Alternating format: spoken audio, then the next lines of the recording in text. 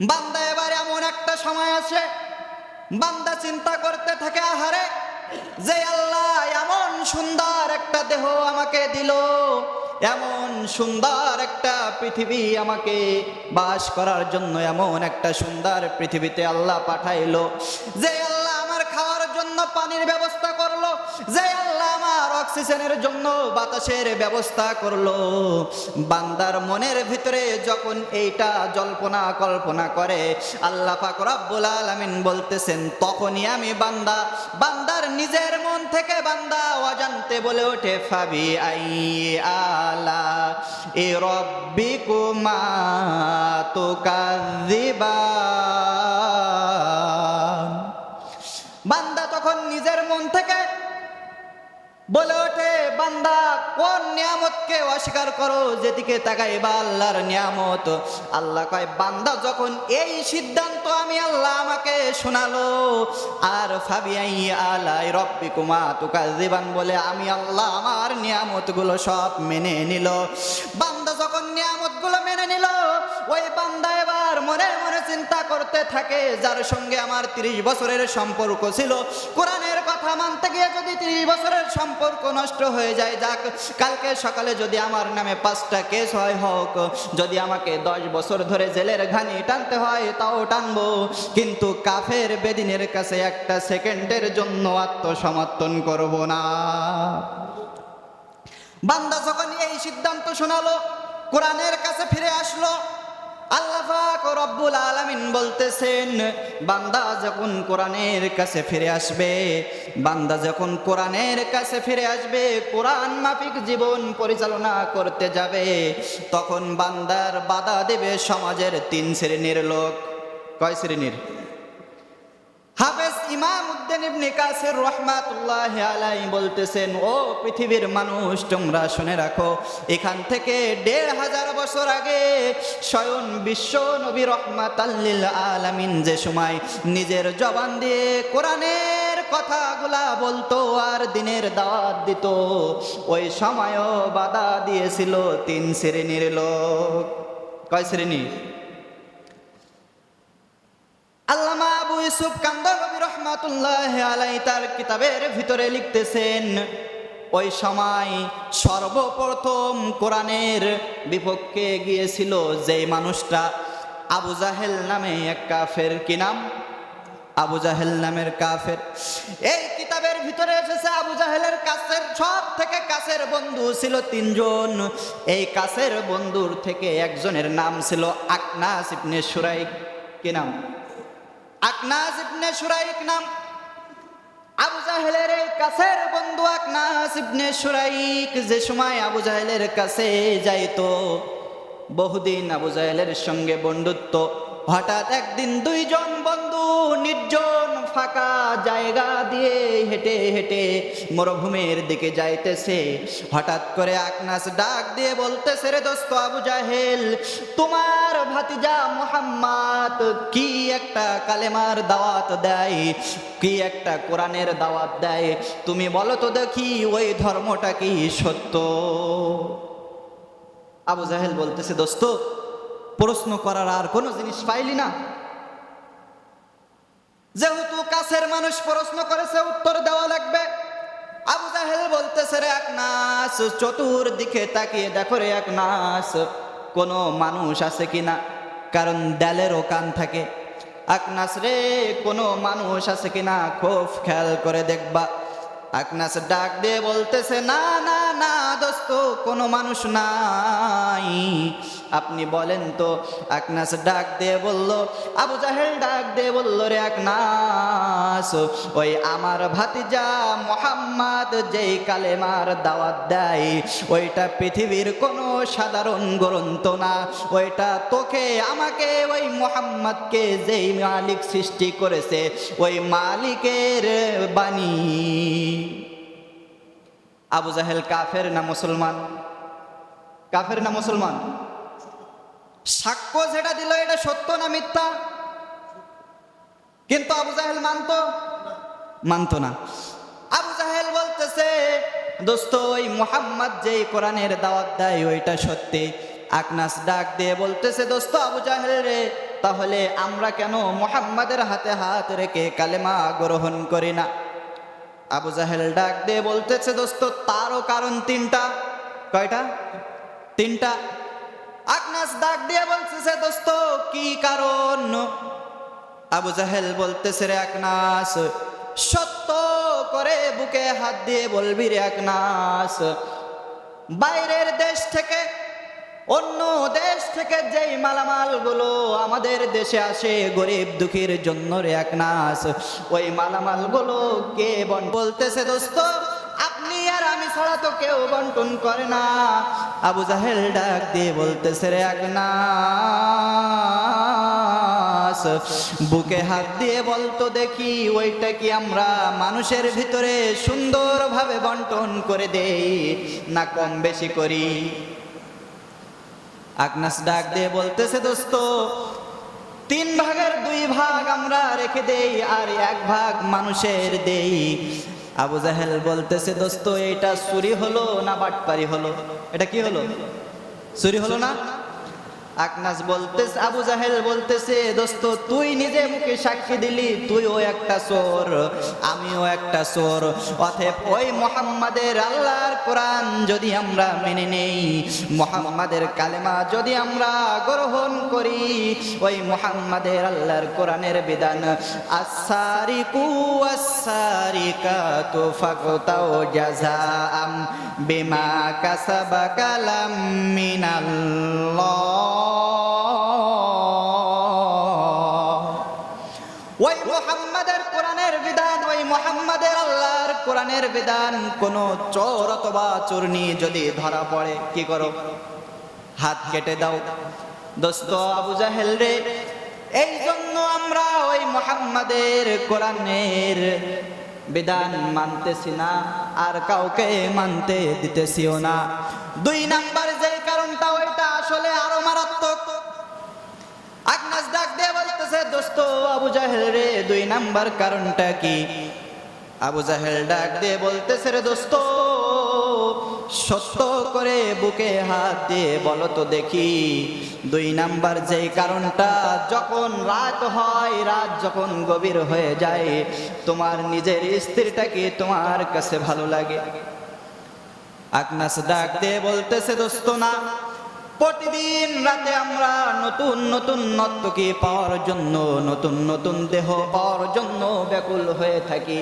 আবু জাহেল ডাক দিয়ে বলতেছে, রে আকনাস, ওই মুহাম্মাদের আল্লাহর কোরআনের বিধান যদি কোনো জিনাকার অথবা জিনাকারিনী ধরা পড়ে, আয-যানিয়াতু ওয়াজ-যানি ফাজলিদু কুল্লা ওয়াহিদিম মিনহুমা মিয়াতা জালদা। যদি কোন জিনাকার অথবা জিনাকারিনী ধরা পড়ে, যদি 1 টেস্টে ধরা পড়ে, অর্থাৎ অবিবাহিত অবস্থায় ধরা পড়ে, তাহলে 100 ঘা বেতের আঘাত করো। আর যদি সেকেন্ড হ্যান্ডে ধরা পড়ে, তাহলে ওই কাফেরকে, বেদিনকে গলা পর্যন্ত পড়তে ধিক্কার দিয়ে পাথর মেরে মেরে পৃথিবীর জমিন থেকে হত্যা করে দাও। আকনাস বলতেছে, দোস্ত আবু জাহেল, চলো আমরা এই সব বাদ দিয়ে আমরা মুহাম্মাদের হাতে হাত রেখে কালেমা গ্রহণ করি। আবু জাহেল বলতেছে, দোস্ত আকনাস, 3 নাম্বার যেই কারণটা, এটা আরো মারাত্মক। আকনাস রে, এই 2টা আমাদের কোনো সমস্যা না, কিন্তু 3 নাম্বার যে কারণটা, যদি ঈমান আনার পরে কেউ যদি কোরআন দিয়ে রাষ্ট্র না চালায়, ঈমান আনার পরে যদি কোরআন দিয়ে যদি রাষ্ট্র না চালায়, তার জায়গা হবে কোথায়? আকনাস তুই জানিস? ওই মুহাম্মাদের আল্লাহর কোরআনের বিধান, ওয়া মাল্লাম ইয়াহকুম বিমা আনজালাল্লাহু ফাউলাইকা হুমুল কাফিরুন। ঈমান আনার পরেও যারা কোরআন দিয়ে রাষ্ট্র চালাবে না, রাষ্ট্র গড়বে না, ওদের বিচার হবে কাফেরদের সঙ্গে। অর্থাৎ আকনাস, তুই মুহাম্মাদের কাছে যাবি না, কি কাউকে যেতেও দিবে না। এমনকি মুহাম্মাদের বন্ধু আবু বকরের কাছেও কাউকে যাবে। আবু বকর কেমন ছিল? অল্প একটুকুন সময় বলে শেষ করে দেব। বিশ্ব নবী রাহমাতাল লিল আলামিন পৃথিবীতে থাকা অবস্থায় আবু বকর সিদ্দিক রাদিয়াল্লাহু তাআলা আনহু খলিফার আসনে বসে গিয়েছিল। যে সময় বিশ্ব নবী রাহমাতাল লিল আলামিন পৃথিবীর থেকে বিদায় নিয়ে চলে গেছে, চলে যাওয়ার মাত্র 12 দিন পর, কয়দিন? মাত্র 12 দিন পর সিদ্দিক আকবর খলিফাতুল মুসলিমিন আমিরুল মুমিনিন সব সাহাবাদেরকে নিয়ে এরকম ভাবে মসজিদের নববীতে প্রবেশ করতেছে। হঠাৎ করে একজন মহিলা পর্দা সহকারে এসে বাহির থেকে ডাক দিচ্ছে, ও খলিফাতুল মুসলিমিন, আপনার সঙ্গে আমি একটু কথা বলতে চাই। সিদ্দিক আকবর ডাক দিয়ে বলতেছে, মা তুমি কি কথা বলবা বলো। বলতেছে, আমিরুল মুমিনিন খলিফাতুল মুসলিমিন, আমার স্বামী মারা গেছে এখান থেকে 4 মাস আগে। ওগো আমিরুল মুমিনিন, আমার স্বামী যেই সম্পদ আমার জন্য রেখে গিয়েছে, আমার কারোর দরে যাওয়া লাগে না।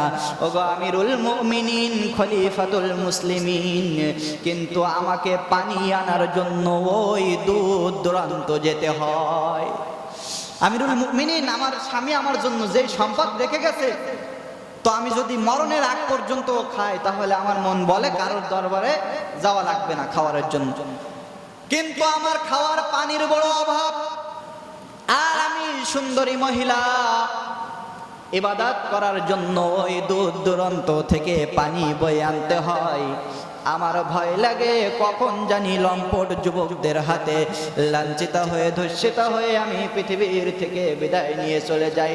ওগো আমিরুল মুমিনিন খলিফাতুল মুসলিমিন, আমি আপনার কাছে এই জন্য এসেছি, আপনি যদি এই মদিনার রাষ্ট্রের পক্ষ থেকে আমার বাড়ি একজন পানি আনার দায়িত্ব দিয়ে দিতেন, তাহলে আমি কাল কিয়ামতের ময়দানে আল্লাহর আদালতের কাঠগড়ায় আমি বলতাম, সিদ্দিক আকবর খলিফাতুল মুসলিমিন আমার বাড়ির পানি দেওয়ার জন্য লোক নিয়োজিত করেছিল। আবু বকর অল্প একটু সংক্ষিপ্ত ভাষণ দিলেন। ভাষণের শেষ অংশে বললেন, এই মহিলার বাড়ির পানির দায়িত্ব কে নিতে চাও? এই মদিনার পক্ষ থেকে তাকে ব্যক্তিগত কোনো অর্থ সম্পদ দেওয়া হবে না। কাল কিয়ামতের ময়দানে যদি ওই বান্দা আল্লাহর বিচারের কাঠগড়ায় ধরাও খেয়ে যায়, তারপরেও আমি আবু বকর সিদ্দিক রাদিয়াল্লাহু তাআলা আনহু তার আমলনামাটা নিয়ে বিশ্ব নবীর কাছে হাউজে কাউসারের জন্য সুপারিশ করব। আর হাউজে কাউসার পাবে যে, ডান হাতে আমলনামা পাবে সে, ডান হাতে আমলনামা পাবে যে, আল্লাহর আরশের নিচে ছায়া পাবে সে। সামনে ছিল হযরত ওমর ফারুক রাদিয়াল্লাহু তাআলা আনহু, লাফ দিয়ে উঠে দাঁড়িয়েছে, ও খলিফাতুল মুসলিমিন আমিরুল মুমিনিন, আমি এই মহিলার বাড়ির পানির দায়িত্বটা আমি নিতে চাই, কিন্তু আমি এই মহিলার বাড়ির পানির দায়িত্ব নেব ভালো কথা, আপনাকে এখনো 2টা কাজ করতে হবে। কয়টা? 2টা। সিদ্দিক আকবর বলতেছে, কি করতে হবে? বলতেছে যে আপনি যে ঘোষণাটা দিয়েছেন যে কাল কিয়ামতের ময়দানে হাউজে কাউসারের জন্য সুপারিশ করবেন, এই ঘোষণাটা আরেকবার দিতে হবে।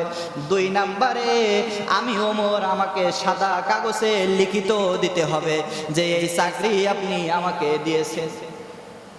আবু বকর নীরব হয়ে গেল। ওমর, আমার মুখের কথা কি তোমার বিশ্বাস হয় না? ওমর 2টি চোখের পানি ছেড়ে দিয়ে হাউমাউ করে কান্না করে আর বলতেছে, ওগো খলিফাতুল মুসলিমিন আমিরুল মুমিনিন, ওগো ভাই আমার আবু বকর, আপনি তো শুধু এই পানির দায়িত্ব আমারে দেন নাই, আরো তো অনেক দায়িত্ব আমাকে দেন।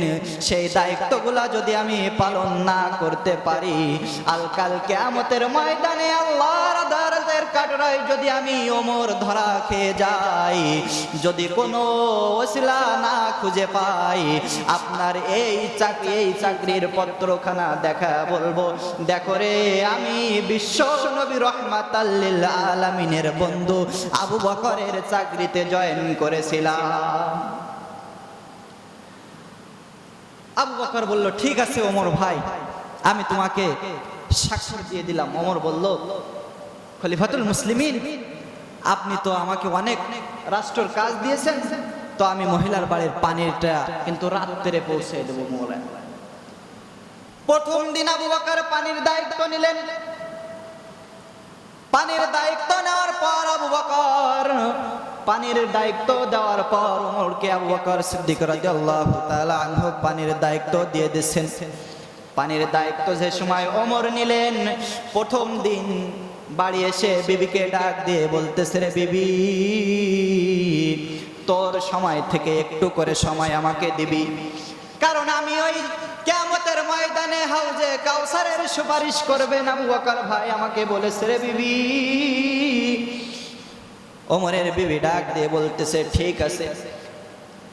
ওমর ফারুক রাদিয়াল্লাহু তাআলা আনহু প্রথম দিন ওই